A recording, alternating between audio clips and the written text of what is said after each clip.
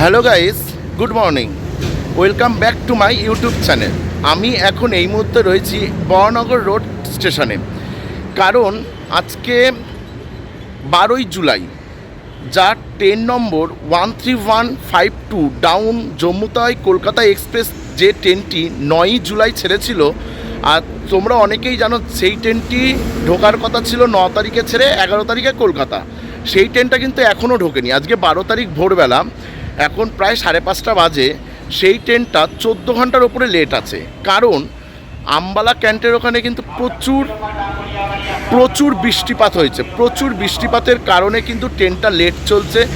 আর এবং আমি এই সকালে এসেছি যে এই সাইকেলে করে ট্রেনটা তোলার জন্য, যেহেতু এত 14 ঘন্টার ওপরে ট্রেনটা লেট।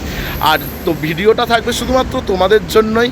আর ভিডিওটা দেখে যদি তোমাদের ভালো লাগে তাহলে please please please like and comment করে জানিও কেমন লাগলো।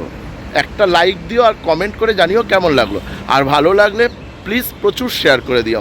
ওকে, ট্রেনটা আসছে কিছুক্ষণের মধ্যেই, তারপরে ভিডিওটা থাকছে তোমাদের জন্য। ওকে, ডাউন জম্মু-তাওয়াই কলকাতা এক্সপ্রেস।